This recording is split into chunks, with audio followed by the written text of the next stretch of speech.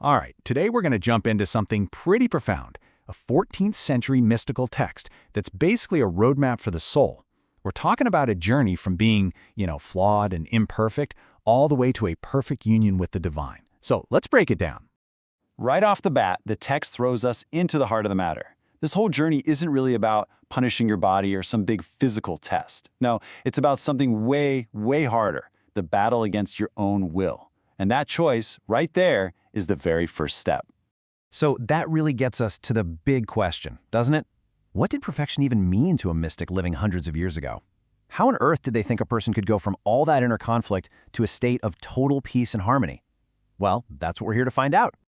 Okay, so our guide, this text, it lays out two different paths that you can follow. Think of them as two lights. And this isn't a simple choice between good and bad, it's more about different levels of spiritual focus and commitment. So, you've got the first light or the first path. This is kind of for the everyday person who's living their life but still serving God. Then there's the second light. This is for people who've really stepped away from the world to live a much stricter life. But, and this is a huge but, the text warns that this second path can be a total trap if you're only focused on the physical discipline and not on the real challenge, conquering your own ego. And that right there brings us to the absolute core of this entire spiritual journey. It's not about what you're doing on the outside. It's about an internal war. The biggest, toughest obstacle the soul has to face is the battle against its own stubborn desires, its own self-will. The text even has a specific German word for this concept, Eigenwillen. Now, it literally translates to one's own will. But in this context, oh man, it is so much more than that. It's that stubborn, self-centered part of all of us that digs its heels in and resists a higher purpose, insisting, no, I'm going to do it my way. That, right there, is the main enemy on this path. So what does this Eigenwillen look like in practice? Well, here's the tricky part. It's super subtle. As the text warns, it can even disguise itself as righteousness. You might be walking this spiritual path thinking you're doing everything right, but really your own ego has just turned you into a harsh judge of everyone else around you. And the dangers of this self-will are just huge. It makes you think you're making progress when you're not. It builds up this spiritual pride that actually makes you incredibly vulnerable. The message is crystal clear. If you don't confront the ego, real spiritual growth is basically impossible. But okay, let's say the soul actually wins this internal battle. What happens then? Because the struggle itself isn't the final destination. Nope, it's just the doorway to a third incredible state of perfection.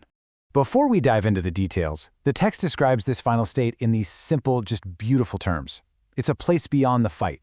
It's a place where you finally arrived. It's a state of being that's all about perfect union, total clarity, and this incredible all-encompassing love. And the language here, it's just so poetic. The soul isn't fighting anymore. It's being clothed in a whole new reality. This idea of being wrapped in a sweet robe and filled with burning love, it gives you this sense of deep, deep peace, but also this intense, divine passion at the same time. So what's it actually like to be in this state? Well, for starters, that Eigenwillen, your own stubborn will, it's just dissolved. It's completely united with the divine will. All that judgment of other people completely vanishes and gets replaced by compassion. The soul is just filled with this burning love, and it's fed at a table of holy desire. But wait, there's more. Reaching this third state isn't just about finding inner peace. According to our mystic, it comes with a pretty remarkable reward, one that the soul can actually experience while still here on Earth. And you guessed it, there's another fantastic German word for this reward, Vorschuss. You can think of it like an advance or maybe a down payment, but we're not talking about money here. We're talking about a foretaste of heaven, a direct, real experience of eternal joy that's given to the soul while it's still living. And this Vorschuss isn't just some fleeting good mood, The text is very clear that it's a guarantee. It's a solid down payment on the eternal life that's waiting, a promise of that final, full union that will come after death. I mean, how do you even put words to something like that?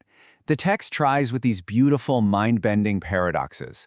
A life without death, the sense of being timeless. Satiety without disgust, feeling perfectly full and satisfied but never, ever getting tired of it. And hunger without pain, this constant wanting for more of the divine that is itself a totally joyful feeling. So, let's just quickly recap this whole incredible journey. It all starts with a desire for something more, for perfection. Then there's a choice between two paths of light.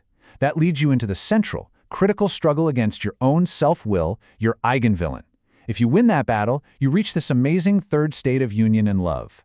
And finally, you're rewarded with a Vorschuss, a little taste of eternity, right here, right now. And all of this leaves us with one last big thought. Here we are, 700 years later. What do we do with a guide like this? Is it a timeless map for the soul that's just as relevant today as it was then? Or is it a fascinating relic of a world and a faith that are long gone? That's definitely something to think about.